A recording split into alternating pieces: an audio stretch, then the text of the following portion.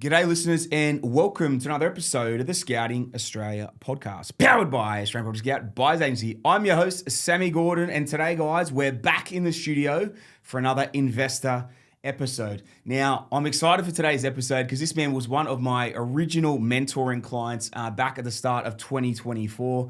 For anyone that was at the summit in April 2024, the very first one, you might remember me up on stage talking about the man that literally moved his auction of the primary residence to come and make the summit as well and be able to get there as well. So he's moved his auction. He's auctioned his own primary residence as well to go all in on the strategy. And, since then, obviously sold the primary residence, acquired 9 deals to date since then too. And it's been quite an incredible journey, incredible story. And so I'd like to welcome Mr. Toby Johnson into the studio, mate. Welcome. Thank you. Thanks for inviting me. It's very exciting to be here. Mate, likewise. And mate, I'm in your own backyard. I'm down in Melbourne as well. I recorded a couple of potties with Jimmy yesterday. Yeah. Mate, we're down on the road, mate. We're in Melbourne. How good? Yeah, don't know how you managed to get down here, but yeah, hopefully he's taking you out somewhere nice. Mate, we went and had some tacos last night. They were quite nice. Some quesadillas. That was good. I was getting some strange looks. So I come from the GC. I was in shorts and a t-shirt, but I was sweet. I don't know what was going on. It was a bit nippy, but it was good, mate. It was all good. Bit cold. Well, weather is warming up though. We've had a couple of nice warm days. So. Mate, they were telling me that yesterday when I left at 28 degrees in the Gold Coast and got down to about 15 degrees and raining in Melbourne. So I don't know, you're talking a big game, but I haven't seen it yet, mate. I think it was 22 on the weekend. So was it? Okay. The sun was out. You're chasing it down. Yeah, it's nowhere near as nice as up there, but we'll take it, mate. We'll take it. Well, anyway, man, what I always like to sort of start with a little bit on this, man, is a little bit of a high level snapshot on the portfolio as it stands right now. So, mate, how many years into investing are you to begin with? So with APS, it's two and a bit. So we did our first deal in July 23. Yep. But prior to that, we'd bought a PPR, which we lived in for 2 years, and then we upgraded and went to a bigger place, which we also lived in for about 6 years before we sold it. Okay, sweet. So primary residences, no investment, so pre APS. That's correct. Yeah. Okay, sweet. And as of today, right now, how many investment properties do you hold? We've got 8 with the 9th, which is we've signed the contract but it hasn't settled yet. So, yeah, perfect. So, we've got a pre-approval for 700 as well in the system. So beautiful. We're see, very close to double digits. We're almost at 10. Almost at the double digits. Yeah. Almost there, mate. Almost there.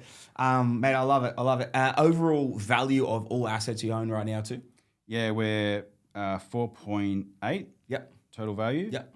And about 1.16 in equity. Okay, beautiful.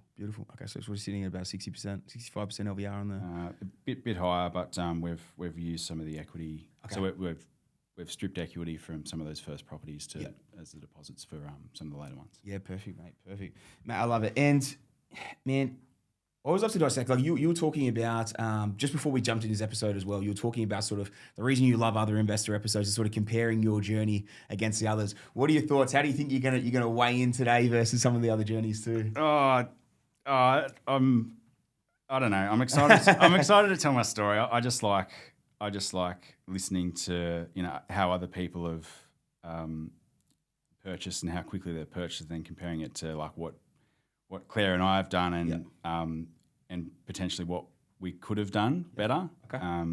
I look back and I think the summit was a real November summit last year was a real G up for me. I got out of there pumping, going, I could have done more. Mm-hmm. And I think like this year I've sort of tried to push pretty hard to go. Like I don't want to have that same feeling again at this summit. Yep. And boot camp to sort of I want to go in there going like I've sort of done everything I can to be in the best position that we can. Yeah, for sure. Well, mate, you did 4 deals in 24. You're already done 4 deals, and you're on the brink of another 1 or 2 as well for 2025. So I'd say you're pushing pretty hard. You're doing well. Yeah. How are you feeling around it all now? Pretty good. Just as soon as the one settles, go back to the drawing board.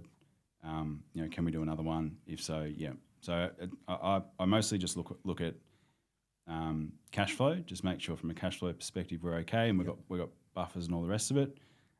Early days when we started the mentorship, I was probably a little bit silly, really with cash flow and buffers. But as things go on, it's like you got a bigger portfolio, you got to be careful. So, I look at the numbers and I go, yep, we can do it. let's do it. Yeah. So Yeah, sweet. excited about how far we've come, and I feel like we've still got a lot to go as well. Yeah, man, I like it, dude. And I think it's it's the evolution of the investor, I think. And there's two components I want to sort of unpack for 1 second there. The first one, which we'll come back to in 1 sec, but the first one around you getting to you did 4 properties last year, and that you came out of the summit saying, shit, I should have done more. I should have gone harder. That to me is intriguing. And then the other part being leveling up as an investor to be more astute and actually managing risk as you go through as well. Why do you think do you think that's just been a natural evolution of the investor just becoming more intelligent, larger your portfolio is getting? Or do you think it's, what would you put that down to? I think so. Last year before the summit, we did 3 deals. Like we had 3 deals going at the same time. Yeah. So they settled within the month. And I think I came out of that. So I think there's a 3 or 4 month gap where we sort of haven't done anything after that. But I came out of that sort of going, we've just taken on a whole lot of debt. I was probably really mindful about cash flow at the time. Yep. But then as things have panned out over time, like when you, like the day one of buying that property is the hardest time you're going to have with the property. Like as far as cash flows. Yeah.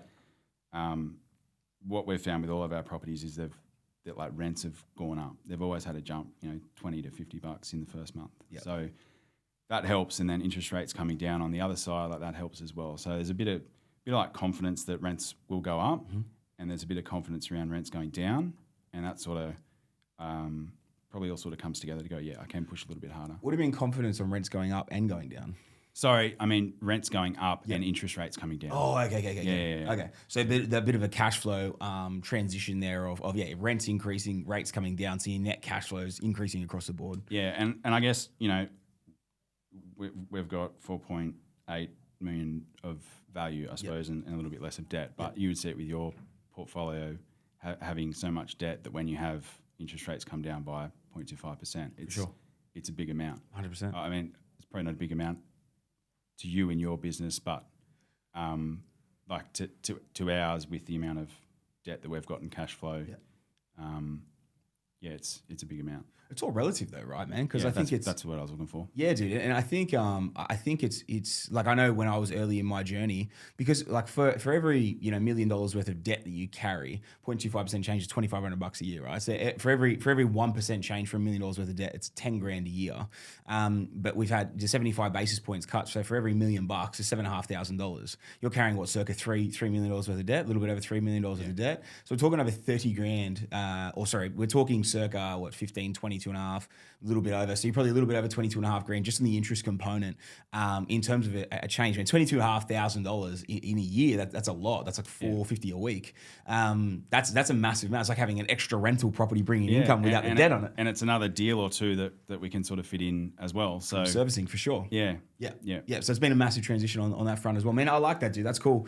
And man, I like it. And I think the as I was saying before, sort of that evolution of the investor maybe in a little bit more trigger happy, shooting, not watching their cash flows as much, versus when you then realize you get to 5-6 properties, you're like, oh shit, like this is what it actually costs to hold. I need to actually factor this stuff in properly into the equation as well. It means you can start making, I guess more astute decisions around what I need to pick up to balance out the portfolio as well, which you've obviously seen through the acquisition phase that you've gone through. Yeah. No, it's been a great journey. I think my mindset around, like we have, to give you an idea, rental income we get now is 270 grand. So it's as a if you look at it as a business, when you have things go wrong with the property and it's a couple of grand, it's not a massive deal. Yeah. And I think my mindset has always been along the lines of like if it comes in, I deal with it straight away. Like I'll pay it straight away. I know there's people that say like pay yourself first and then pay your bills after. For me, it's like I need to get it off my plate so it's out of my mind. Yeah. And it's not that I think about it every day, but I'll think about it every now and then, and I'll be like, oh, I've got to pay that bill. Don't like having that in my mind. I like just getting rid of it and moving on. So it's almost like eliminating procrastination so you can just get about business as usual. Yeah. Yeah. That's sweet, man. That's sweet. Do you ever do the thing of if there's just like maintenance items that aren't big, like do you bank them to a period of time, or you used to do that, but now it's like because that income is a 270K a year, you're like, which is again relative to the debt level you've got as well, but you just see that as, well, that's just like, this is just keeping it off my mind so I don't have to stress about it and keep moving forward. Yeah, so maintenance items that come through, I will actually the first property that we bought, I think we spent about 20 grand on the first year, Yep. and a lot of that stuff I probably didn't have to do. Okay. It was just, tenant asking for stuff, or, there was like a pamphlet that was dropped in the letterbox that said, make sure you clean up trees and shrubs and that sort of stuff. And I thought it was like a targeted thing at us, but it was just the council dropping in every letter. Right. So I was like, oh, we better do this. Yeah. But I don't know, as you learn a bit more, you sort of go, oh, you probably don't need to do that. So that was probably a bit of a learning. But as far as like, we've had a tenant that wanted an aircon unit put in, and I was like, I'd go your halves in it if you want to do it. But he was like, no, I don't want to do that. So, I don't know, different ways you can do stuff, I guess. But yeah, any sort of maintenance stuff that comes in that I have to sort of fork out for that's not covered by the rent, I just get it off and move on. Evolution of the investor, man. We're going back before, and even that little pointer there, it's something that I think is kind of a good little strategy. A lot of people don't really always look to employ. They have a tenant. A tenant moves into a property, and then straight away they ask for an aircon unit, and then people start stressing out. So, oh no, I've got to spend the money on the aircon unit. It's like, no, you don't. They've moved in. They've moved in knowing that there's no aircon unit in there, and then they're just trying on to get an aircon unit. It's like, okay, no worries. If you want to do a $20 a week bump, or a $40 or $50 a week bump, or whatever, I'll put it in. But the $20 a week bump can sometimes pay half of it off in that first 12 months anyway. So a lot of the time that can be a good strategy, or exactly like you said, I'll go halves it. And if they don't want to do it, you don't have to do it, unless it's one that's broken down. But if not, if they're asking for it. Tenants, especially in Queensland, it's especially like those North Queensland sort of style properties, they were always trying it on for that. But at the end of the day, they've moved in knowing what that asset is, and how many aircon units, if any, they've got in there. So they know what they're doing. And I don't mind either. It's like it's a bit of a negotiation. Yeah. In a way, like the same tenant, we went to try and put the rent up, and he's like, I can't afford that, but I'll pay this much, which is like $20 less. And I'm like, yeah, sweet. Yeah. Like, it's all good. Yeah. I kind of like that. It teaches me as a renter that I can also negotiate with our landlord. Yeah. Gives us that different perspective, I think. Yeah, 100%. Which is cool. That's good. I'm going to dive into that in a little bit, mate. Even you just mentioning that just then around the actually no, let's do it now. You obviously are now a rentvestor. You owned your primary residence. I said at the very start, we pushed this. You pushed your auction back a week because the summit was there. Why the decision to transition into rentvesting? I forgot about that story with the moving the auction. It's just sort of something that happened. We wanted to be at the summit, obviously, and it was sort of what we had to do. In hindsight, maybe I didn't need to. We probably could have done it remotely, but because it was our place that we'd lived in for 6 years, there's an emotional. There was emotional attachment, and we had to be there, which was good. Sorry, what was the question? Like why the decision to transition into a rentvestor? Why sell the primary residence? Yeah, it was. I probably saw it, or Claire and I probably saw it as a opportunity to fast track our journey. Okay. Was basically it. So, put the turbochargers on. We'd seen, with the APS strategy of buying a place and then letting it go in value and then selling it, getting the cash and debt back. We'd seen that with the first place we bought in Fairfield, that was our property that we lived in. It was sort of just like a rinse and repeat of that. It was just an opportunity to get cash and the debt back, and be able to just like war chest into a bunch of properties. Yeah.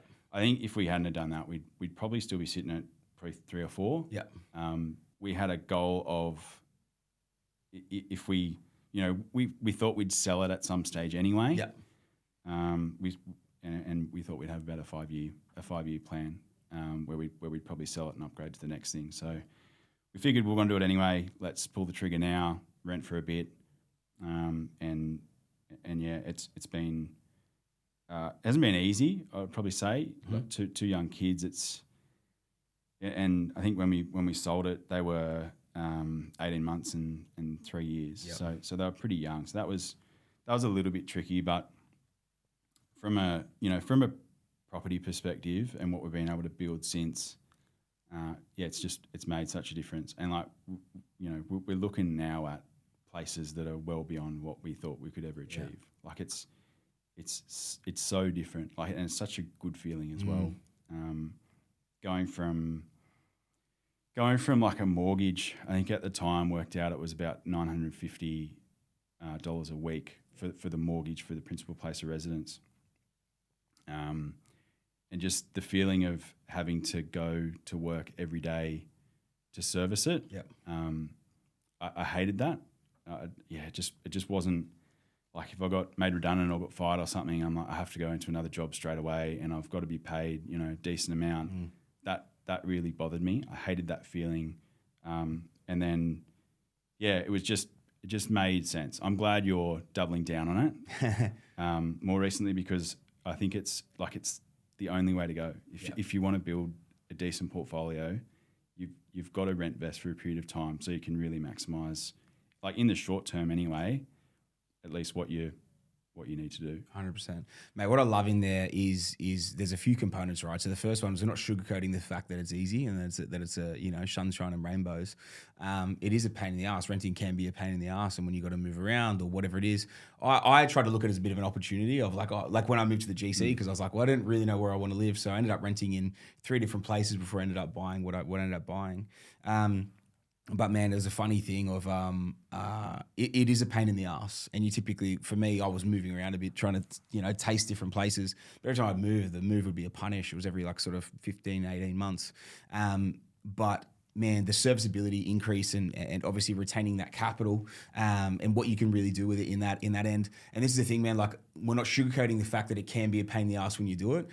But the simple reality is that short-term pain. It's like you're either going to, in the future, either going to look back and you're going to thank yourself, or you're going to be pissed off, right? Of these two things, because what you're now looking at and what you're now realizing is a potential for a primary residence, which is probably what we spoke about all the way back in the day when we ran through your goals and whatnot. Like, that now is actually tangible, or potentially even beyond that. And I think that's like really, really prudent for people to understand, because you go buy that primary residence. What's your leverage point to be able to help you get into the next stage of primary residence? Like, you sold about 1.2, 1.3 from memory, right? Yeah, 1.36.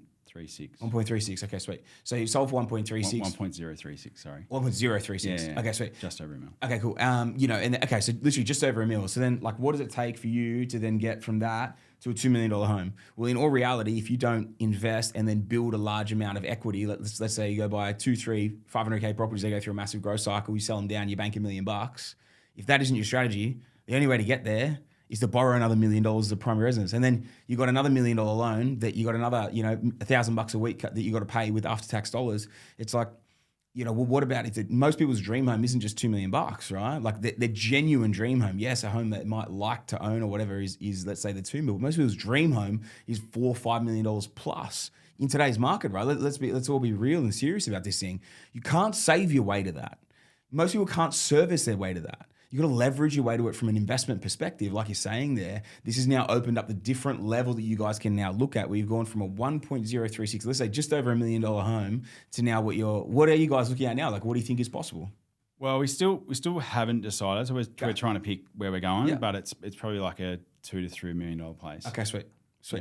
I remember when we did our first strategy session, you were talking about a $4 million place. Well, yeah, and it's funny, it's come full circle, because I think I also said 450 passive. You did. Passive income. You said 400. You said 400K passive and a $4 million. Because I remember it was the 4 and the 4. The 400,000 and the 4 and the $4 million primary residence. And you were like, are you sure? That's a lot. It's a lot of cash. Yeah. You love your toys. I remember you saying, I love my toys. I want the big shed or something. Yeah, and the cars. So probably pull back a bit since then. So it's probably more like 200 net passive or maybe a little bit less. Like just as a goal, I suppose. From a PPR perspective, it's like I'm almost like I want to buy a crap place so I can keep investing, which is a bit weird. But I think we'll end up with a $2 to $3 million place.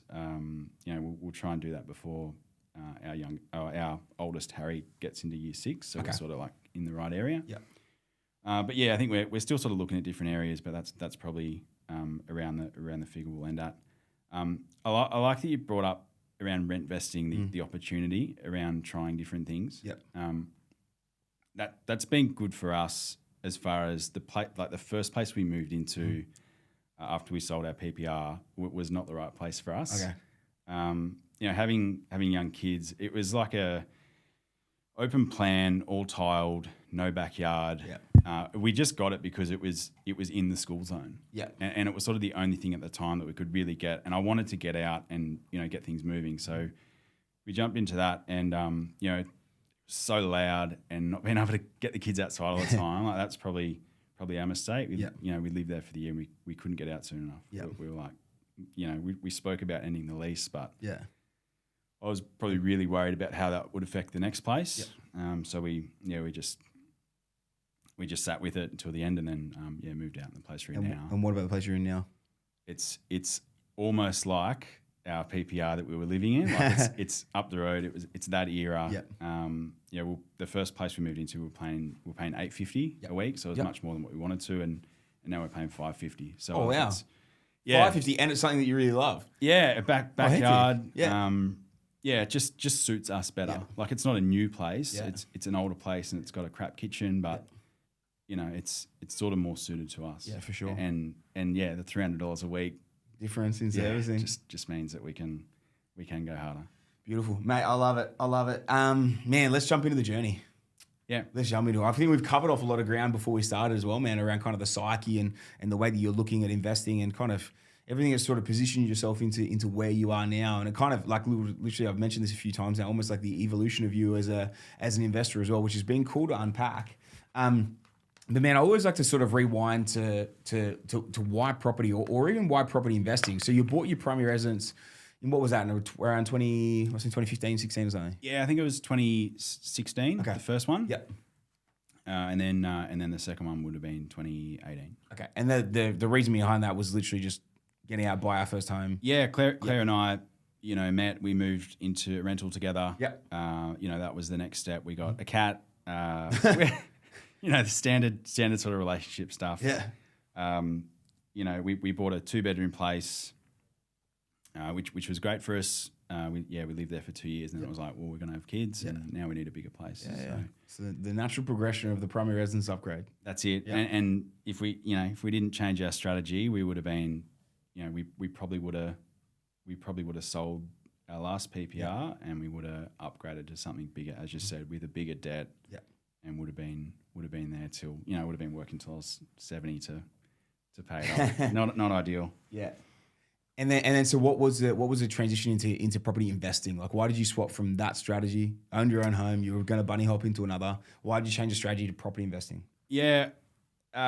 So I think it was Christmas 2023, like start of 2023. I was up home. Mum and Dad live up northern New South Wales, and I must have been talking to someone, and it clicked that there are a couple of things. So it clicked that we were interest only on the first PPR that we bought, and I thought as interest only, it's sort of like, in the calculators online, it'll say over a period of time, your principal is this much and your interest is this much, and as you pay the principal down, the crossover point. So I thought if it was interest only, I was paying off that interest component. Okay. Not realizing that, not realizing that it's worked out off the principal. Yeah. So that was sort of one thing. I felt silly. I felt really embarrassed actually, because I thought I knew a fair bit about, property and what we were doing, and I'm like, that is just such a simple thing that I just didn't realize. Okay. So I was like, we haven't been paying this property down at all over the last, 8 years, 7 years, whatever it was. So that was one thing. You had it on interest only for 7 or 8 years. Nah, so we were principal interest for the first 2 years, and then we pulled equity to get the second PPR. Yep. From that stage, it was on interest only. Okay, sweet. Okay. Yeah. So the transition to you, start of 2023. So Christmas 22, start of 23. Someone sort of told you that. Yeah. Like you had that bit of a light bulb moment around interest only versus P&I. Yes, that was one thing, and then the other thing was, so when we pulled the equity on that place after 2 years of owning it, we bought it for $667, then it got revalued at $800. So we pulled the equity to then buy our second PPR. Yeah. We got it valued. I got it valued then. Would have been 2022 or 2023, and it was still at $800. So I don't know, it just clicked in my head. I'm like, I haven't paid any of this thing off. Yeah. Hasn't gone up in value. And I was just like, what am I doing? Yeah. This is not right. Yeah. Like, I don't know, because the first 2 years we'd seen that growth, I probably just expected that it would just keep happening like that. Yeah, for and sure. it didn't. I'd sort of stuck my head in the stand. It was costing us, and this is something I'm big on now, is like know your numbers. So costing us 20 grand a year. Like I really had a good look at what it was doing. Yeah. And then that was sort of like, I need to do something different. We need to do something different as a couple. I drove up to northern New South Wales that year and drove up with the kids and Claire, and then it wasn't a fun drive up because in a long drive with kids in the car. Anyway, they flew back to Melbourne, and I drove back in the car by myself. Yeah. And I just jumped on property podcasts the whole 16 hours. So, it was. I was just it was good because there was no distractions. I was in the car, I was driving, had to do something. I was on SPI, so that was like the podcast at the time that seemed like it was reputable and had a lot of people listening to it. So I went through that and I sort of figured, all right, I need a buyer's agent, and then there were a couple of buyer's agents at the time. You were one of them, and there was another one that sort of was on there as well. And I'm like, it sounds like I'd probably line to these people. And then you said right at the end of it, just started Scouting Australia podcast. Yeah. And I was, are you like 6 episodes in or something? Yeah, right. I listened to all of them and I'm like, this is for me. Like it just made sense. Yep. Strategy aligned. Yep. Your story was grew up on a farm. I grew up on a farm. So it was, I don't know, there was just a lot of things that sort of aligned in that regard. And then that sort of took us into, I think, had the first disco call with Jimmy, who basically said, your first PPR, the Fairfield place that we had is, it's holding you back. Yeah. Basically. So he planted the seed and then we had a call a couple of weeks after and you sort of said the same thing. Yeah. So that was sort of what led that off. But it was I was on board as far as selling properties. Yeah. It's my family's very much you buy and hold. Mm-hmm. I was, after I understood your strategy and talking with you and talking to Jimmy, it was pretty clear, and the numbers as well from the perspective of we were 20 grand negative cash flow a year on this property. Mm-hmm. I was like, even if I think at the time you were saying like neutral to 5 grand negative is sort of where things are at with property. I was like, even if it's 10 grand negative, we're still better off. And I think from back then it would have been 20. If we're talking 23, man, like it would have been neutral to positive, 5K positive at that time. Yeah, you know what I mean? Like back then, because interest rates in 23, they might have been climbing at that point, but still, man, they were. Actually, no, fuck, I can't remember actually. No, and like it was just like this is where we are. This is where we are right now. Yeah. This is where we could be, and it was, it's hard when you do your first deal because it's sort of like. It's sort of like you've got to have some level of trust. Or you've got to take the first step. Like I didn't know you as a person, all we could really see was online with reviews and that sort of stuff. So I was pretty confident with the strategy as well. But I'm like, for sure, even if it's I remember thinking in my head, I'm like, even if it's a shit deal, and it turns out crap, like what's the worst that can happen? Yeah, like we've lost 20 or 30 grand or something like that. Yeah. And it was just because I felt like an idiot at the time because of where things are at. I was like, we need to take a risk. It's a calculated risk. Yeah. And obviously it's turned out really well. Yeah. All the properties have been amazing. Yeah. So good. That was like, selling the first property was Claire was the one that we had to get over the line. Yeah. But because that was the original primary residence. You've done an equity release to buy a second primary residence, but you kept that as a rental. Yeah, is that right? Yeah. Correct. Okay, sweet. Yeah. So and it was renting for. When we first moved out, I was renting for $485. Okay. So not a great yield at all. And when we sold it, I think it was renting for $500. And I was like, my mindset at the time was just, we've got a good tenant. Yep. Just leave it. Yeah. Like rental review come around every year. And I might just leave it as is. Yeah. Right. Like so, I don't know a bit. I'm very different now where I try and keep it aligned with where the market's at. Yep. But at the time it was just keep the tenant happy. Yeah, I get you, man. I get you. Mate, okay, so you've gone through, you had to sell that to buy the first deal. Is that right? First deal with APS. Yep. So that was Perth. We pulled. But did you sell? Had you sold that one by that point? Or are you still holding that? No, not yet. We were in the process of selling. I think we're in the process of selling our first PPR. Yep. We pulled equity from our second PPR, Mm-hmm. the one that we're living at the time. Yep. So that was the deposit for the first deal. Mm-hmm. So talk me through it, man. Let's jump into the deals. Let's jump into APS deals. So we've still got, at the moment, at that point in time, we've got 2 deals. We've got the primary residence we're living in. We've got the old primary residence that's now renting for $500 a week. Yep. You strip equity out of deal number 1. Out of current primary residence, deal number 2 to buy property number 1 with APS. Yeah. Talk us through that, man. Yeah. So that was WA. Yep. So that was July 23. It was a 3x1. Mm-hmm. 653 meters squared. It was 1967 build. We bought it for 356. Yeah. It was 24 grand under and it rented for 435. 435 straight off the bat. Yeah. So you've gone for something. How much is the current primary residence? Sorry, the very first primary residence that was now an investment. What was that worth at the time? That was worth. So I was valued at 800. 800K renting for 500 a week. Yeah. And then you got this other one that you paid 356 for renting for 435 a week. Yeah. Nice, mate. Yeah. Yeah. Big difference. So it's just same way Jimmy started. Trust the process. Yeah. Like it's like you've done the research to make sure this person's the right person. And that's what we did. And obviously after the first one, the first couple of months, the property went up in value and we're like, all right, this is real. We need to keep going. Yep. Yeah, man, 100%. Like it is important to me to just go through it. Like I don't know what I don't know. And like to me, I looked at it and sort of went, I wouldn't live in this. Mm.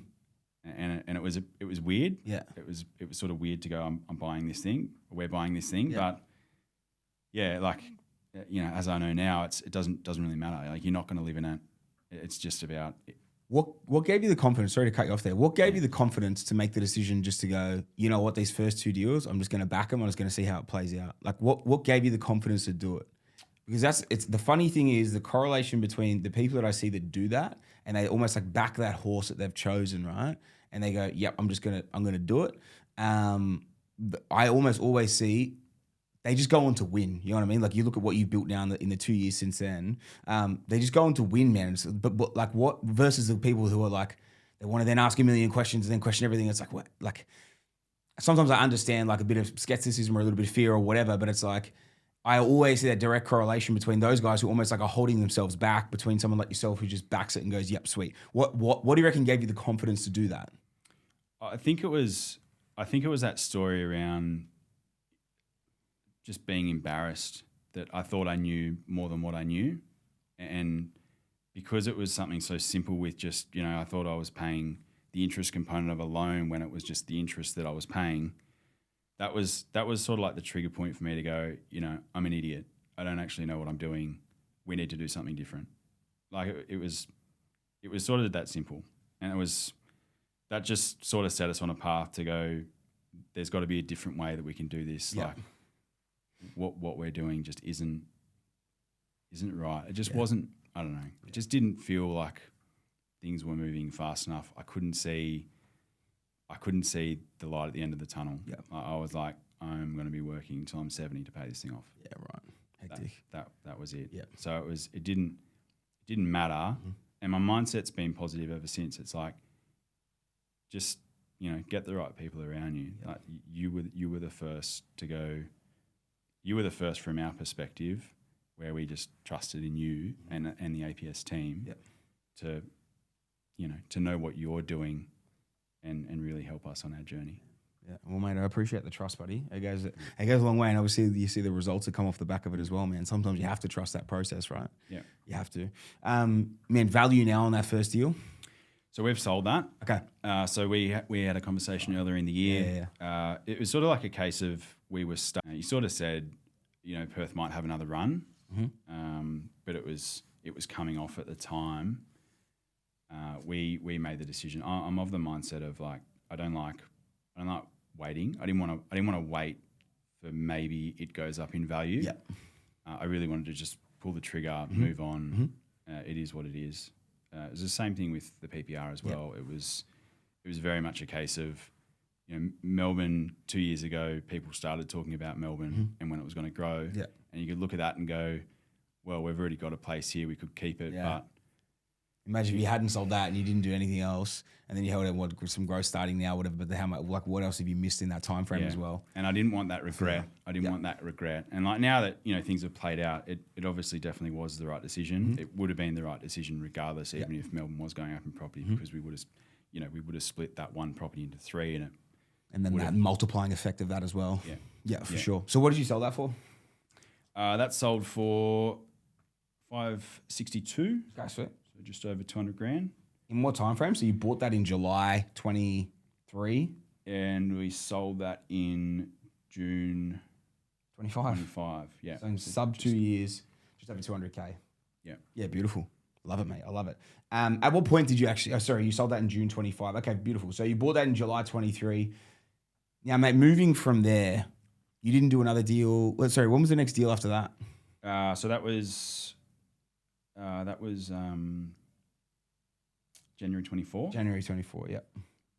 Yeah. So in between those two, we'd sold Fairfield. Okay. I probably should say as well. So selling a property, my family's very much you buy and hold. You don't sell. When I'd made the decision to when we made the decision to sell Fairfield, it was a conversation with mum and dad. It was a conversation with the brothers. It was a conversation with the broker. Yeah. Mum and dad are very much you buy and hold. My brother was, after I spoke to him, he was buy and hold as well. Yeah. I spoke to the broker as well. The broker was like, "Oh, I'm not sure about APS." He's like, "I know they got 5-star reviews, but he's like, let me just go and talk to my BA mate, like down here in Melbourne." I'm like, "All right." He calls me back. He goes, BA mate said that first PPR that we bought, that's the type of property that he buys for his clients. Yep. And I was sort of like, he doesn't know anything about our situation. Yeah. Like I just got off the phone. I'm like that's cool. Yeah.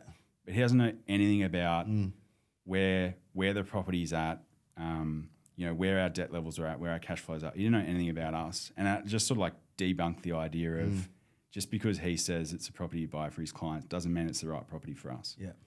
Mate, it's $800,000 asset renting for $500 a week. Guy's a fucking idiot. Yeah.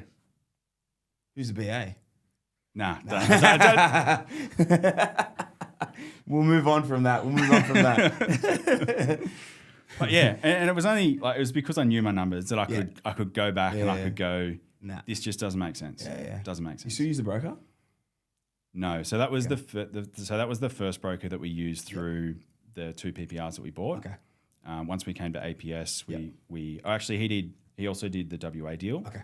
Which was all good. So that was also in our personal name. You knew more, you know what I mean? Like realistically, even at that point, you had known more to be wise enough that these guys didn't even know your situation. What I love is like the evolution of the investor and even the education piece that we've been able to help you with. Obviously myself personally being able to mentor you through a lot of this stuff as well. What you've learnt there has taken you past someone who's supposed to be a professional in their field. Two people that are supposed to be professionals in their field. And that's what I love, man. I love that education piece that we're literally arming people like yourself to have the knowledge base to go, even though this person's supposedly a professional in their field, they don't actually know what they're talking about in achieving what my goals are.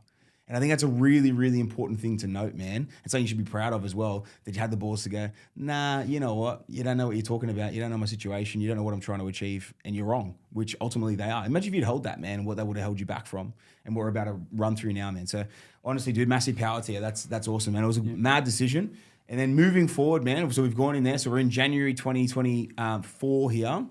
Yep. You wouldn't have won there. You wouldn't have got the mentoring slot by that point. I think the mentoring slot was Feb. Yeah. So got it would have been, you would have been right. Yeah. It was after a webinar or the School of Property Q&A that you do, and at the end of it, you sort of said, write in, we're doing mentorships, and I said to Claire, I'm like, oh, I'm not going to write in, I'm not going to get it, and she's like, no, do it, and yeah, I'm like, I wrote out dot points. One of the things in there was like, I'll sell my property. So it was sort of Claire. That's right. I remember that. Claire and I had sort of spoken about it, and it was sort of like, we'll probably do it. But then I think I got the call from Kel, and you got the mentorship. And I called Claire back and I was so excited, but I just said, right now we actually have to sell it. So, it was good. It was good. I think mentorship's been really good. I remember I listened to Pizza and Property podcast that you're on, I don't know, months ago now, but, Todd comes in with the intro, Sam Gordon, 110 properties or whatever it is, 50 mil, value. Yeah. And I'm just like, I can send you a text and within an hour you've responded to me. Yeah. Like that for me is wild. Yeah. Crazy. I think the other thing as well is with the mentorship specifically, I think dealing with you or dealing with a CEO, a business has processes that people stick by, and that makes up the business. When you deal with the CEO, they decide whether they follow that process or not. I feel like, not in a bad way, but I feel like one of our properties, the unit block that we did, that was that situation. Yeah. We had a pre-approval at the time. I'll probably just jump ahead quickly and tell the story. We had a pre-approval at the time. I think it was for 600. Love hearing the ops, especially. Will love hearing about me delineate. We got the producer Kel over here's laughing. You can hear her laughing in the background about how much I deviate from process. But please, mate, hit us with it. Ops are gonna love this one. Process, the process is important in a business, but it is like you have the ability to just go, nah, fuck that. We're doing our own thing today. So we had a pre-approval. I think it's for about 600. You send me a text message. Like 7:30 in the morning, saying like how much cash you got. I replied back because we'd sold the PPR, so we had bulk of cash. Reply back, you're like, all right, I've got this unit block. I think we can make it work. Go and see if you can get the money for it. Yeah. So I call up the broker, I give him the scenario. He goes, all right, I'll see what we can do. Yeah. So spoken to him like, I don't know, 4 or 5 times throughout the day. Yeah. I'm on meetings as well at work, so there's sort of a lot happening. He's coming back to me at different times going, we can do this. Gets to about 4 o'clock and he's like, I've got a bank that can do 70% loan. You'll have to come up with the 30%. Yeah. And I'm like, I've got 20. I don't have 30. Yeah. So I'm like, fuck, who can I call to get the money? I'm like, mum and dad, brothers, work people. Yeah. I'm like, there's been a couple of guys at work who've just been made redundant. I'm like, Claire's like, you can't call people for money. I'm like, no, I want this unit block. It's pretty sick. So I'm like, all right, pacing back and forward. I call up Dad. I'm like, hey, Dad, unit blocks come through. I need a bit of cash if you got some. He's like, I don't have any money. I'm like, all right, no worries. Gets to, I think it was about 5:30. Yeah. Conceded defeat.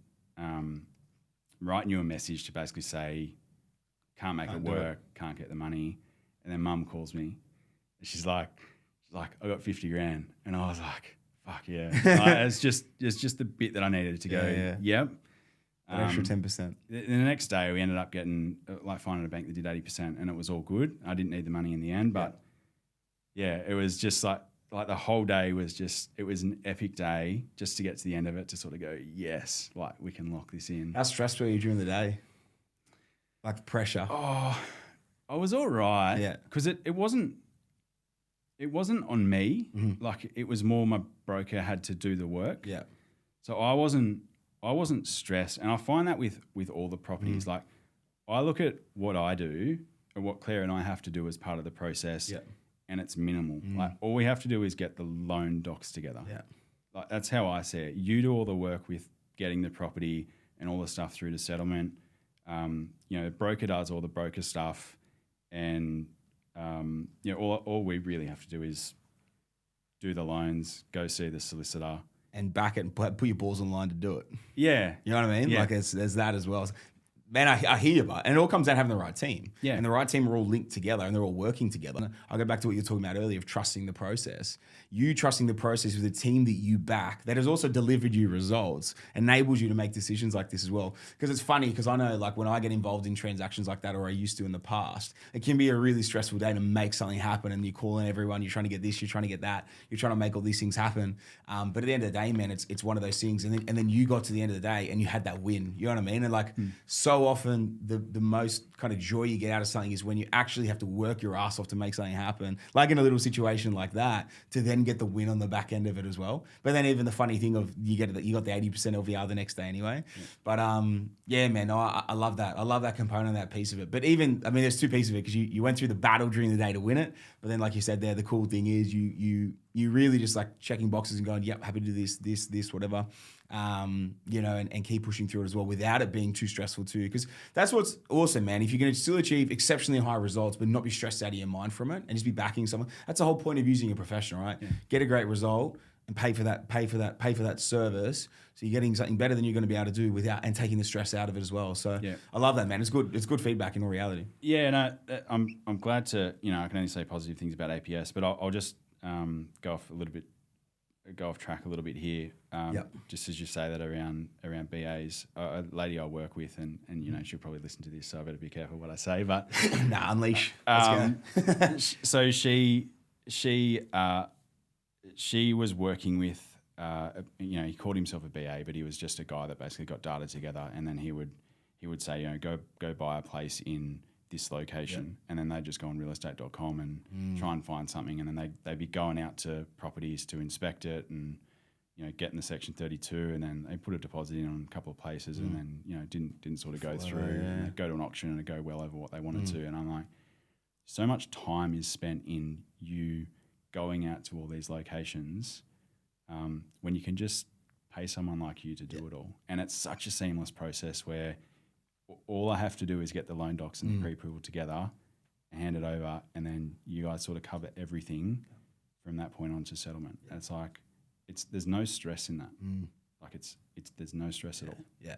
Plus the money component of her traveling out to those places, putting places under contract, falling over, all the rest of it as well. There's the money, but the time component and the stress component that comes from it is also massive. Plus, what if you overpay for a deal? Like if you're going to auctions, buying things at auction as well, you're paying top dollar, you know what I mean? Like at an auction, you're paying top dollar, and a lot of times it's going for over what you think it's going to go for, or hope to go for anyway. And so often that's when the FOMO comes in and people make mistakes as well, you know? So it's, again, I always reiterate, like APS, we typically operate between about 90 to 95% off market every single month.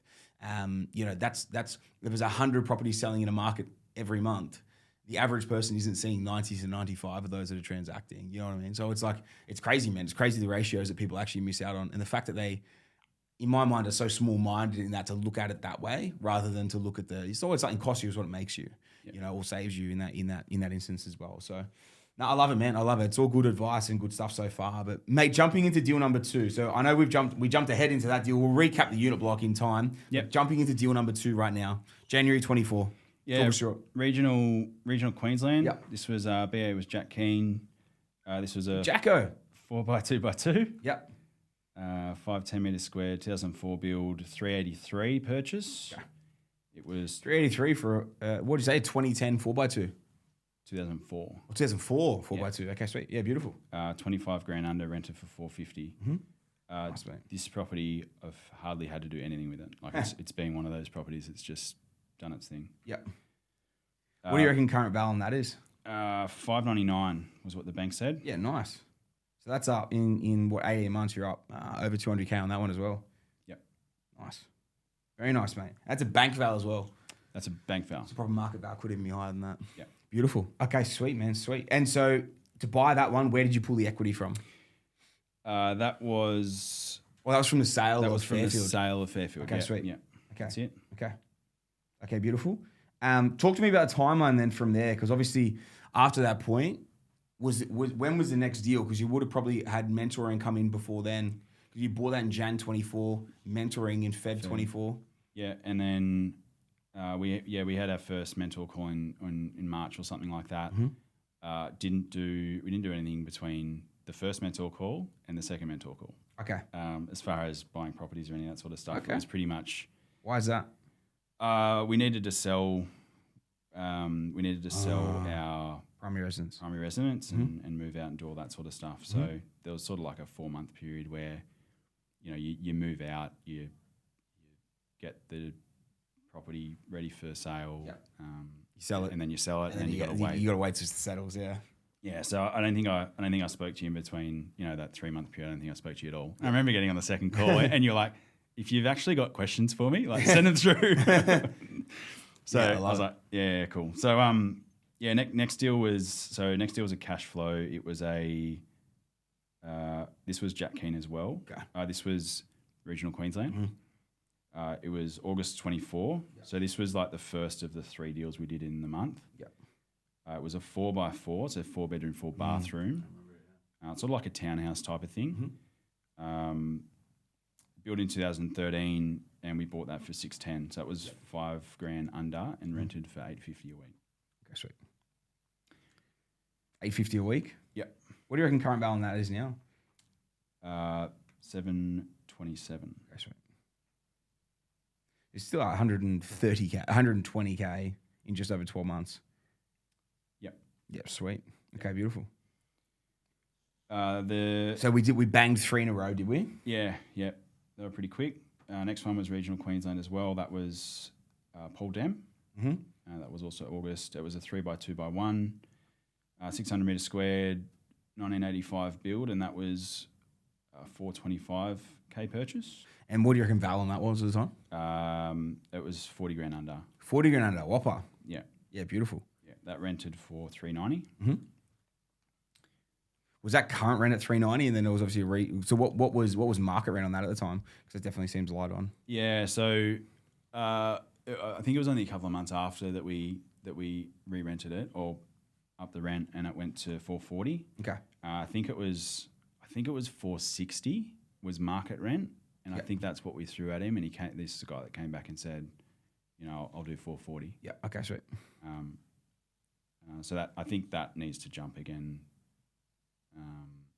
From where it is as well. I think 100%. market's gone up there as well. What do you reckon that's worth now? 552 was the bank val on that. Okay, sweet. Okay, perfect, mate. Perfect. You're kind of having a solid. You're going up by 10k a month. Like both of those deals are up about 120k in 12 months.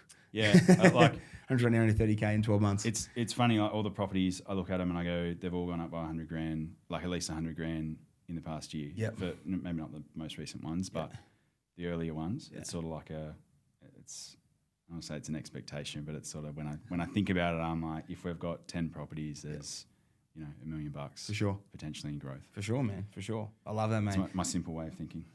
What was the third one we ran out? So we did 3 deals in around about that time frame. Yeah, third one was the unit block. Yeah. Okay, sweet. Is that August as well? That was August. Okay, sweet. So that's a 2 by 1 by 1. And there's obviously 4 of them. Yeah, so four by 2 bedders. Yeah. Okay, sweet. 859 metres squared. It's a 1980 build. We bought that for 720, and that was 30k under. Rented for 1,210. Nice. At the time. Yeah, that's solid, man. And now it's 1,360. Shit. 1,360. Mate, you're pretty close to a 10% yield on that. Yeah, not far off. Very close. Very close. Love that. How's that look as a net cash flow within the portfolio as well? Pretty good. Pretty good. I should know this. I don't track it individually. Okay. I track it as a whole portfolio. As a whole portfolio, but I think it's like 10 or 15 grand positive. Okay, sweet. With current interest rates, that's pretty solid. Yeah. Yeah. Did that fall into commercial funding or resi? No, we did it as resi. You got it through as resi. Yeah, nice. we got it through as resi. So that was okay. Makes it better. Yeah, sweet. Beautiful, man. Beautiful. And what do you reckon val is on that now? Have you had that valued recently? Yeah, we had that valued. It was 845. Everything's up. They're literally like 100, Yeah. 120, 130k. Yeah. Over that time frame. Was that 845? Yeah. Nice. So, mate, in this little run you've gone through here as well, like how did it feel doing like hitting a trifecta of deals in the same month as well? Like what was it? I guess was there any stress involved with it, or it felt good?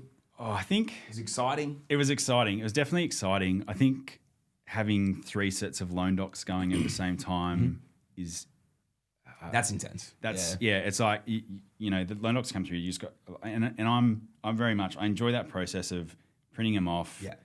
Putting the tags on to which ones we have to sign. You enjoy that? I'm weird. I don't know. Yes, you're weird. It's something about being organised. Okay. I think I like about it. Yeah. And because when I first started, I had no idea about loan docs and the process of understanding it and then being able to understand it and do it well. Yeah. I get a lot of motivation out of that. So I print them off. I understand the document, and then I go into, sign obviously what we have to sign, and then go into the the lawyer's office and go, this is what we need to sign. So I sort of, she still grills us for 45 minutes about it, but I go in there with like, all we need to do is sign these 2 pieces of paper. But she wants to go through and give you all the warnings and everything. I'm like, Claire, this is going to take 10 minutes. And then, 45 minutes later, we're still in there. I don't know. It's weird. I just enjoy that process of getting all the docs out. But that was probably the only thing. It's just making sure, I wasn't confusing the different loans together. Yeah. Otherwise, no, it was pretty good. Yeah. Broker was good. He managed it all. From a finance perspective, and everything went through without any issues. So nice, man. Nice. I like it, mate. So, what's the time frame from there? So you've done the three deals in August. What sort of followed through from there as well? What are the time frames looking like? Yeah, we went from August. The next deal was January 25. Okay, sweet. We had. What do you think of the summit in at the end of last year, November 24? I loved the It was great. I really enjoyed it. I love the boot camp. Okay. Everyone, just the feeling of the day. Everyone's there for the same reason. Everyone's got a smile on their face. It's just a collaborative environment. You feel like you can go up to anyone and have a bit of a chat to them. Mm-hmm. There's no, it's not like you're on the street and you got to worry if some guy's going to stab you or something like that. No, not that happens. I know we're in Melbourne, man, but I don't know where everybody else sound like where we went to dinner last night. Yeah, but just that, everyone's excited to be there. I think. The live sessions that you did on stage, that was mad. The live strategy sessions, that was sick. I love doing that. I don't know, you just see your brain ticking as you're asking questions, and then you're like drawing on the board. It's just shooting from the hip, just like whacking it out. I know, man. I love that stuff. I love that stuff. It was the best. Yeah, that was sick. So now we're obviously back there again this year in November. Yep. We've gone VIP this time. We are. We're not. We're in definitely. Right at the front, beautiful, mate. I love it, man. I love it. Well, dude, I appreciate the feedback. I wanted those. I wanted those APS hoodies. You want the hoodie? Yeah. You need it in Melbourne, mate. You need it. You need it for summer. Bloody hell. I love it, mate. All right, dude. So you've gone into the summit. You've enjoyed the sessions. You've come out invigorated, inspired, ready to roll. So January 25, next deal. What is it, mate? Yeah, this was a secret sauce location. We are. Bit of Heinz. Bit of Master Foods. Yeah, very nice, very nice. This was Paul Dem again. Paulie D. 3 by 1 by 1. Yep. 882 meters squared. It was 1980 build, 465k purchase. Okay, sweet. This was 35k under, and rents for 520. Nice. Current val on that at the moment is 568. Yeah, beautiful. 100k in less than that. Yeah, a few of those secret source locations, man, are definitely. It pays to be in the know with APS. Yeah, put it that way. That's good. How do you feel about going into there? Oh, no issues at all. No, it's. I don't know. It's trust the process. Yeah, and it's the same sort of deal. I don't. The deal comes through. It doesn't matter what it looks like. It doesn't matter where it is. Like you've got the runs on the board. All our properties are doing well. Yeah, I can't question it. Yeah. I can't turn around and say, no, I don't want to go there because I'm a bit worried about location. Like that's why you guys are doing what you're doing. 100%, man. And the proof's in the pudding, right? We're 7-8 months on since that, and you're up 100k in that time frame as well. So that's awesome, man. I love it, dude. I love it. How many deals are we going for? We're going for doubles at the same time? Well, that was January 25. When's the next deal? No, this one was just one. Okay. So we just did the one. We then went, after that, we've done 2 at a time. So property number 7, that was secret source as well. Oh. This was Connor Hobbs. Yeah, okay. This was June 25. Okay. So why the break? We swapped brokers. Okay. So we swapped brokers. So I think I got to a stage where it was becoming difficult. Okay. With getting finance and it was probably dragging on. Like I wanted to move really quickly. Yep. And things weren't moving really quickly. Yep. So I think it just got to a stage where, I don't know, nothing wrong with that. I think just outgrew I just outgrew where he was at. And I think probably actually one thing I've learned is if, like with him, he operates by himself. Yep. So he's only got, he can only do one thing at a time. So, he might be working on my deal and then something else comes up and he's got to pivot, like something more important, he's got to pivot. I think where I'm at with the new broker now is she's got, a team of people that do everything.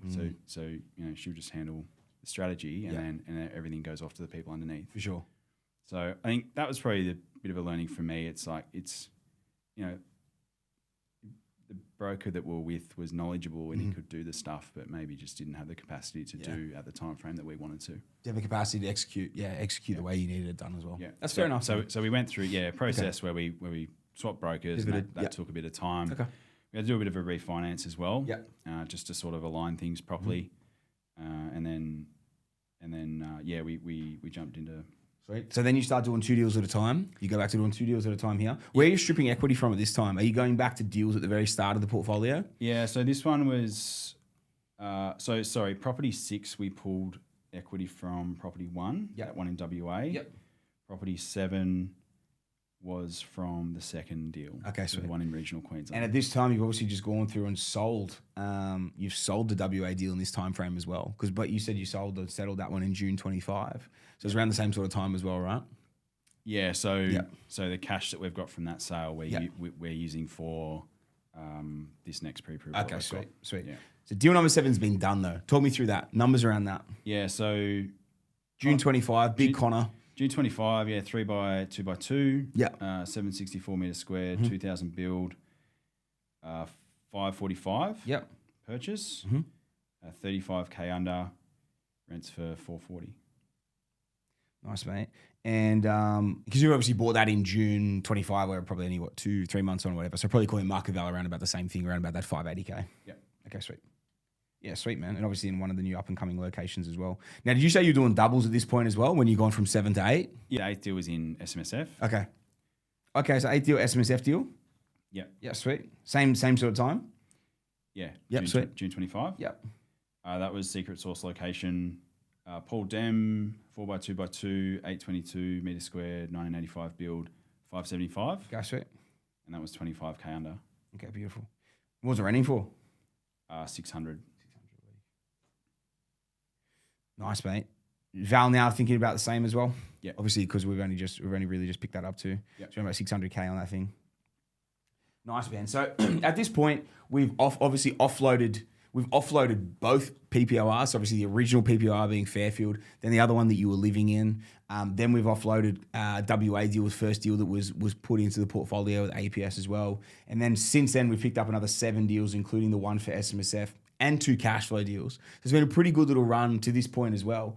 Now, man, have we acquired anything else since then? We've got, actually, if you remember, there's one under contract as well right now, right? Yeah, so yes, that's correct. So that settles next month. Yep. This is secret source location again. Yeah, sweet. This is Paul Dem. It's a 3x1, 666 metres squared, 1970 build. Mm-hmm. So that one was 300 grand, and that was 60K under. Yeah, the whopper. Doing any work to it or as is? Yeah, it needs a bit of a reno. Okay, sweet. Yeah. So what are you spending? This sounds like it's the first sort of reno job that we've sort of had in the portfolio as well. Yeah, which is actually kind of exciting. Because I, with the other properties, you haven't needed anything, but this one needs something. So I might see if I can go out and do something to it, which might be nice. But yeah, I think it's, I don't know, 10 grand or something. We haven't got building and pest back yet, but the video shows a few things that sort of need to be done. For sure. So expecting to have to do a bit of work on that thing to get it up to scratch. Yeah. Yeah, beautiful, man. Beautiful. And then currently we have another pre-approval in the system that'll go through as well. Yeah. That we're obviously hunting for, currently sourcing for that deal too. Yeah.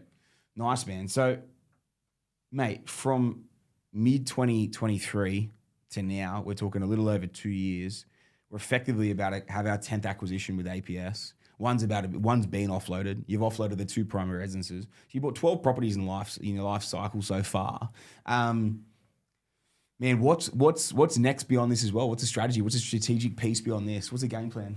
Well, I think we're due for a strategy session as well. I think so, mate. I think so. But I think there's while cash flows are okay, and we're about 24 grand negative at the moment, and that's including the SMSF, which I think is about 10 grand negative. So okay, so if you wipe the SMSF, we're sitting on 14 grand a year negative. 14 grand negative. Jeez, that's nothing, man. This, yeah. No, it's not much. And then we've got rent on top of that. The rent's about 26K a year, something like that. So okay. it's not like it's pretty good. Yeah. I think while cash flows are good and we can cover it, we'll probably do bread and butters while we can to try and keep the equity and the growth coming in. But I suspect at some stage, I'm probably excited for a commercial deal at some stage. But I was literally thinking as we're running through all of it, I think commercial is going to be coming in pretty soon. Yeah. Yeah. Yeah. Excited for when that comes in. Yeah. Because I obviously don't know a great deal about commercial, and it's another opportunity to learn some stuff about definitely something I don't know. For sure, mate. For sure, mate. I like it, dude. I like it. It's obviously been it's a good, solid acquisition. It's a good run. How do you feel with how you've gone this year compared to last year? Obviously, we haven't finished the year yet, but like last year, you came out of the summer going, "Oh, I wish I'd done more. Wish I'd bought more." How do you feel now with how you've kind of gone through and where you're at right at this point? Yeah, probably a lot more, maybe confident. Yeah. Really a lot more clear on how everything works and. Like last year was sort of, there's a bit more worried around what we were doing and unsure about a bunch of different things. But I guess as time goes on, you learn how to do things better. Yep. You learn how the process works. And mindset is now just do what you need to do to get the next one. Yeah. It's just, what are we doing next? Keep moving forward. 100%. How do we keep acquiring? Yeah. That's it. I love it, man. It's a funny thing when you throw it in comparison to a lot of people. Again, we go back to the evolution of the investor again. The amount of people that start out and they just want to dip their toes in the water and then see how they go and get a deal in the portfolio and I'm just going to see how it goes. Versus, you at this point now, and it sounds like it's only been building and picking up more and more steam. But you now, the evolution of the investor is now always looking for, well, how do I add another deal into the portfolio? Instead of being like, well, I'm going to sit and wait and see how this performs or that performs. You're trusting the process.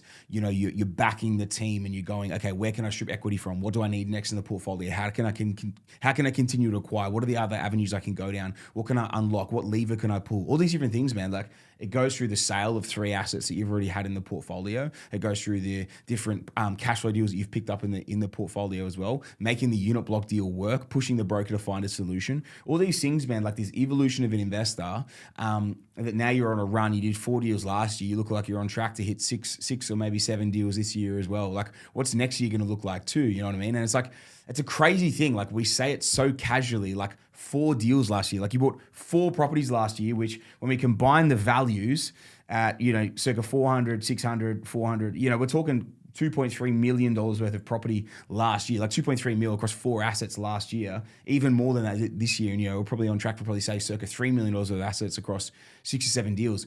We almost say it so throwaway, but dude, that's a ridiculous amount of property for the average person. You know what I mean? And it's like, man, I love it. We talk about the evolution of the investor and what you're continually leveling up for. It's no wonder that you're now looking at like these different primary residences. It's the ultimate goal and everything's changing.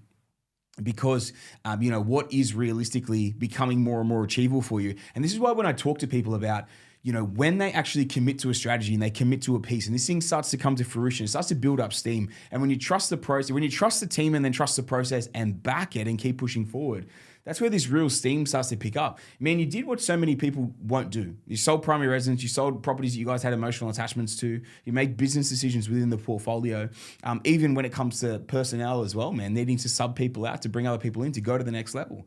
Mate, all of this is literally the evolution of the investor that is now setting the pathway for you to, again, did 4 last year, 6 or 7 this year. What's going to be 10 next year? I love it, man. I love it. Honestly, it's very, very inspiring, man. The fact that we're going to hit, circa 10 by the end of this year overall in terms of the portfolio, mate, it's a real testament to what you've, I think, built, been willing to back, and the education that you've gotten behind yourself as well. So, man, honestly, I want to give you a shout out and I want you to give yourself a pat in the back, man, for what you've gone on to achieve here as well. And yeah, man. You got anything you want to throw in the back of that? No, thanks. And it's not, it's not just me. It's Claire as well. Claire's a big part of this. For sure. Yeah, I couldn't have done it without her. It's it's important you get your partner on board.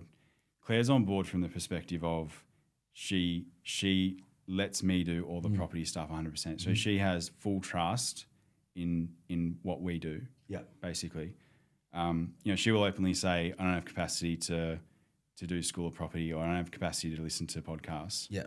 And I think from my perspective, it annoyed me at the start because I was like, "You need to get across this," but now I sort of think it kind of works better from the perspective of if I'm 100% in control, I can make all the decisions, which is best for us as a couple. And she'll just back you, and she backs me. Yeah. Like there's no second guessing. There's no conflict around that, and I think that's really important. So just like from our perspective anyway, she's not across everything. Yeah. But she just has full trust in my decisions and also what APS are providing and the rest of our team as well. Yeah, for sure. What does she think about the fact that you're going to be pretty close to hitting a 10 prop portfolio by the end of the year? Yeah, excited. I think it's only a matter of time before we get there and get beyond it and get into a PPR. We sort of had a 5-year goal around doing it, and we're well on track to be able to do that. And I sort of the more we push and the more we can accumulate in the short term, the quicker we're going to get there essentially. And that's sort of the message I continue to push is like we have to keep going so we can buy that place that we want in the time frame that we want. 100%. Man, I touched a little bit before on the education piece, and you obviously were talking about school of property there as well. What are your thoughts around school of property, and what have you taken away from it? I think education strategy is like the most important, one of the most important things. If we weren't educated, and school of property is part of that, but if we weren't educated, we would have been stuck with our PPR at the start, and we wouldn't have this many properties. We wouldn't have all that behind us. So I think that's a massive thing. I've watched the how to get to 120K passive a bunch of times. Yeah.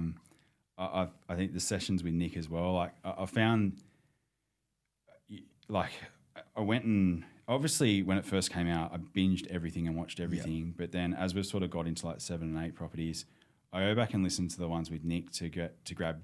Nick's the accountant. Yeah, the accountant. Sorry, around specific things around how the structuring works.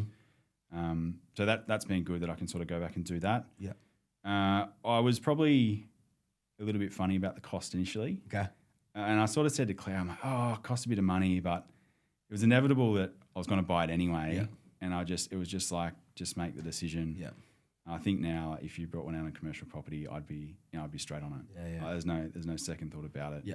I appreciate that. I hadn't done any learning like after school, basically. I hadn't spent any money on myself to educate myself. This was like the first thing. And like since then I've done a couple of things. Yeah. Sort of outside of school of property, but it's good, man. It's good. It's good. No, there's plenty of stuff in there, mate. I think it's one of those funny things. Like exactly, you said this probably right at the start. You don't know what you don't know, and I think it's a funny thing because people get hesitant on a cost associated with accessing the vault that is between my ears, and getting access to me monthly on the webinars and stuff like that as well. The closed doors, SOP, Q&As, and I just think it's funny, and I just. Not in relation to yourself, but when people sort of question or they think about that, like, it's just like you don't know what you don't know, and the knowledge base of like one question unlocking the ability to do one more deal in your portfolio. Can you imagine the impact, or the X return? And in reality, when you understand how to just do one more deal, well, can that one deal compound into 5 to 10 more deals, and then what's that return? You know what I mean? And so like it's one of those things where something I learned so early was that it's not what something costs you or sort of makes you, right? Or what it saves you, which is the same as making $1. So that's why I always look at and make these business. It's effectively a business decision, right? It's like you go and hire someone, you expect that person to be able to produce an income for you, right? It's the same as when you pay for something. You should, from an education perspective, it should be able to make you money from it as well. So and knowledge is power, man. Knowledge is effectively how we fast tracked our success and eliminate as many mistakes as we can make as well. So you're as much paying for the fast track or the real route to get there as much as you're paying to eliminate the mistakes. Because again, you don't know what you don't know. You make a mistake in this game that holds you back or holds you up for a deal, 2 deals.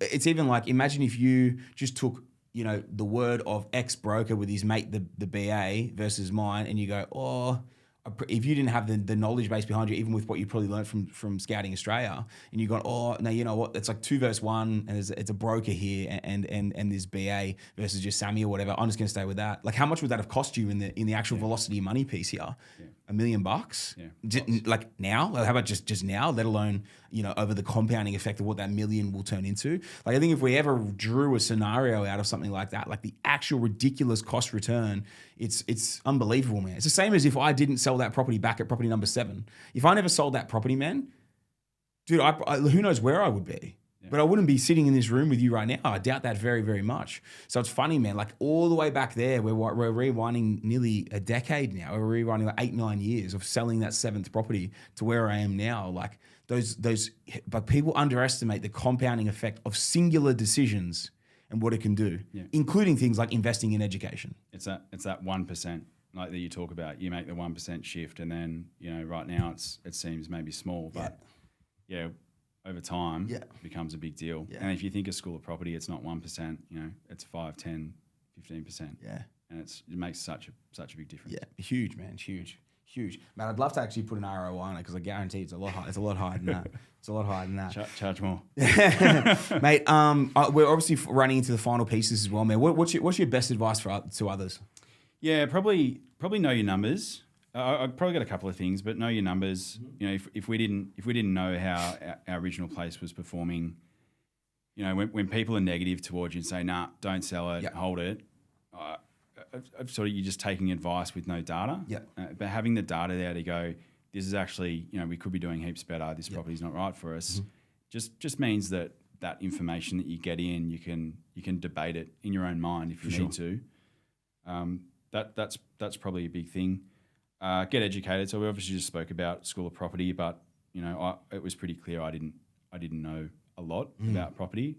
Thought I knew a bit, but definitely didn't. And what we've done in 2 years, what we've achieved in 2 years with APS took us 8 years in our own strategy. So we've tripled our portfolio since. We've tripled our portfolio since we sort of made the strategy change to go with APS. For sure. Mate, I love it. Anything else, mate? Yeah, take action. So same thing, like selling properties. We'd be stuck at 3 or 4 properties if we didn't make some of those decisions. Yep. And as I said earlier, just what's the worst that can happen for those people that are like on the fence about it.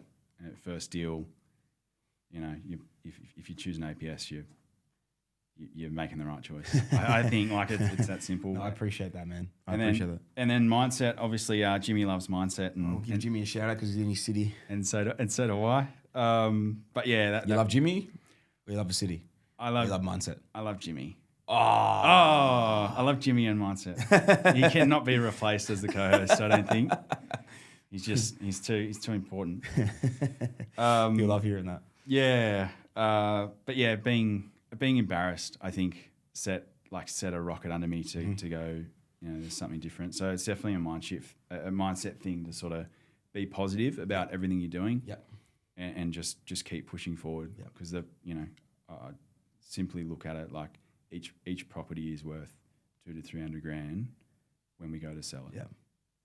And that's what's going to get us to buying, our goals, our PPR, our passive income cars, our passive income. Yep. Like it's all around that. Yeah. I love it, man. I love it. Man, I'm glad you brought that as your final point because that was actually my first point that I wanted to really touch on as my biggest takeaways from this thing as well, man. I think like that embarrassment piece and the realizing you'd made a mistake, man, and allowing that to actually change you instead of like just going off crawling in a hole and putting your head in the sand, man. Instead, and our mate over on Top 1%, Toby Pierce, I love pulling this quote out where he always talks about the most painful moments that he ever has in life has perfectly coincided with the greatest lessons he's ever learned, right? And so like the most painful pieces here, and pain is a lot of the time embarrassment is that emotional pain that you'll go through and feel like shit, and regret decisions that you've made.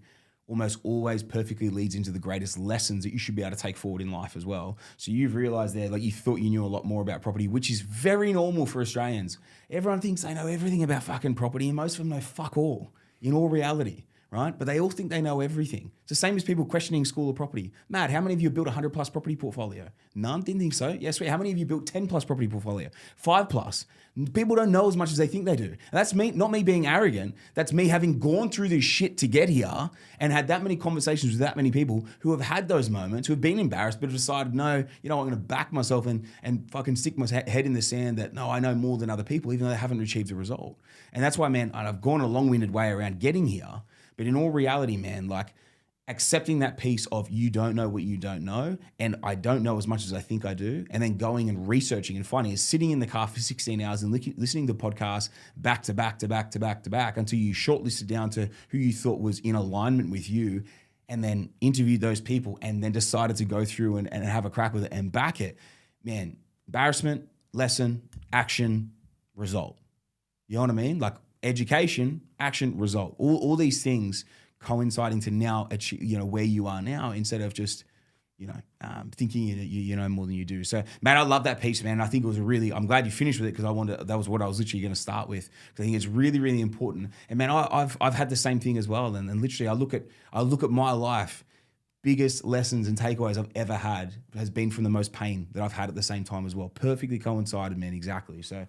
I love that, man. Next piece, which I literally just touched on as well, was trusting the process. You know, backing the horse, the people that you feel alignment with, man, you genuinely can trust and do trust. You know, backing your gut with that thing, trusting the process, and actually just taking action. Because at the end of the day, two things are going to happen. You don't take action, you get no result. It's a net neutral, right? You don't take any action, it's net zero. But you take action, you do it. At least you can say I had a crack at it, and nothing is left on the table. But do your research, go through it, make sure you're comfortable, in alignment with who you want to work with, and then take action from there as well. The other thing as well, man, is having the guts and the balls to back yourself and that people that you're working with as well versus, or the experts that you trust versus another external opinion. I'm going to butcher this, but I remember we were in Uluwatu, we were in Bali a couple of weeks ago, and there's this massive sign as you're going over the hill from one side of Uluwatu down on the other, and it's like, want to make a wrong decision, ask everyone for their opinion. I think I almost got that right. It's something along those lines. Want to make the wrong decision, ask everyone for their opinion. Everyone is a backyard critic. Everyone is a backyard expert. Only ask people who have done what you're trying to do, and only take the opinion of those who have done what you want to do. Because everyone's going to have an opinion, but unless they are sitting in the situation or have the results that you're trying to get, they are not the people to listen to. So do yourself a favor and don't even ask those people those questions. And obviously you were getting that because you were going through the sale of it and you were getting that, but the fact that you backed those who had actually done what you wanted to do rather than the opinions of those who you were already engaged with and actually been working with and known for longer, man, I think that shows testament to the knowledge base that you had built and the evolution. I go back again, evolution of the investor that you've had over the past 2-3 years to make those decisions, to back those results and to back yourself in that decision making as well. And then look at the net result that you've achieved from sitting there too, man. So, mate, I love it, man. I think it's a super inspiring story. I think you yourself and Claire should be really, really proud of what you've achieved in this time frame as well. And mate, that's pretty much it. That's all I got for you. I got a rapid fire to finish. Anything else you want to throw in? No, just thanks to you and the APS team. Like it has really changed our lives. It's like a weight off our shoulders. I know we've got a lot more debt now, but it's, you know, there's actually a clear vision as to what we're doing. Like it makes a massive difference to just how I feel every day and as a person. Yeah. That's good, man. Thank you. That's good, man. It's an absolute pleasure, mate. Thank you. Thanks for backing us, mate. I don't know, it's a funny thing, man. Like even still, like we see Brandon people at the cafes or in the street or people come to the airport and stuff like, man, people thank us for what we do. And like, I just thank people for that they trust us and back us as well. And it's still country boy at heart, man. It still humbles me that people are willing to back us as much as they do. And yeah, man, I love just being able to help good everyday Aussie people, man, achieve great results, man. So absolute pleasure, mate. You ready to rip into a bit of rapid fire? Let's do it. You ready to rip? You going quick? We're doing it? Quick. All right, sweet. Let's do it, man. Let's roll. Mate, we've covered this, but biggest goal you're chasing? Yeah, it's probably the PPR, 2.5, 3 million, something like that. Yeah. And net passive? It's probably 150, 200. Oh, you want to do 200. Okay, sweet. Dream car? When I before APS, it was a 2017 Holden Commodore SSV. Yeah. Like 50 grand. Yeah. Before you started with APS. Before I started with APS. Here we go. And now it's sort of like Aston Martin DBX 707. Here we go. All right, sweet. We're going up by a couple of noughts. I like it. There'll be a few in the middle. There'll be, I love the AC Cobra. I was looking 100%. I was looking at like the 2017 like Maloo, the V8 supercharged thing. Yeah. Stuff like that. There I've been looking at like a GLE 63, I think it is. Like an AMG type thing. So SUV for the kids. Yep. Yeah. But yeah. And then Maloo for the weekend for the boys, for the burnouts. That's it. All right, sweet. Mate, I feel like I know where this is going. Considering the Maloo, my bet is going to be on a VB, but favorite alcoholic beverage?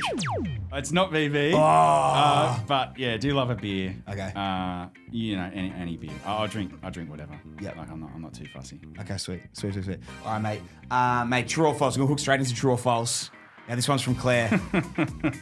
It's not too juicy, mate. Oh, good. But she told me that the only reason that you live in Melbourne is for the coffee. I thought you were going to say because of her. I'm not a coffee snob. I'll drink coffee wherever. Okay. So I'd say that's probably false. But is that because you live in Melbourne? Is the coffee just good everywhere in Melbourne? Yeah, probably. There you go. But, so maybe she's onto something. Don't mind some Nescafe stuff as well. Whoa! Yeah. Is the Nescafe in Melbourne better than everywhere else in the country? Honestly, I don't drink it that often. But if I don't have any other choice, you're a snob. It's the biggest animal you could survive in a fight. I'm not a fighter. It's like, I don't know, a mouse or something like that. A mouse? I don't know. Don't put me in the ring with someone. Jimmy. I'll get knocked Say Jimmy. out. Yeah, Jimmy. Survive, Jimmy. Just give him a big cuddle. Yeah. All right, who's going to give you a cuddle this one? All right, mate. Final question. Tell me something about yourself that very few people would know.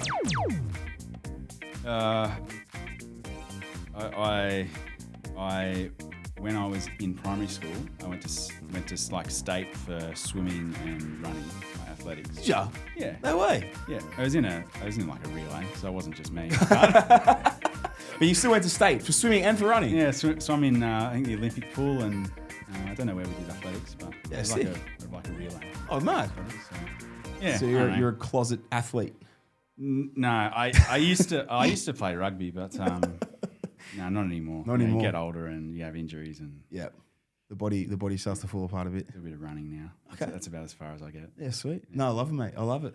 Well, mate, thank you very much for joining us on the potty, mate. Any final words of wisdom? No, happy. Thank you. Absolute pleasure having you on, mate. Thank you so much for sharing your journey. Listeners, I hope you enjoyed today's episode. If you did, if you took some inspiration out of it, please send it on to someone else you think will take some great value or be inspired by Toby and Claire's journey. If you haven't hit the follow, subscribe button yet on your favorite listening platform, go on there and hit it if you're loving the podcast. And if you haven't left a 5-star review yet, please also jump on there and leave us that. And until next week, guys, that's another Scouting Australia podcast.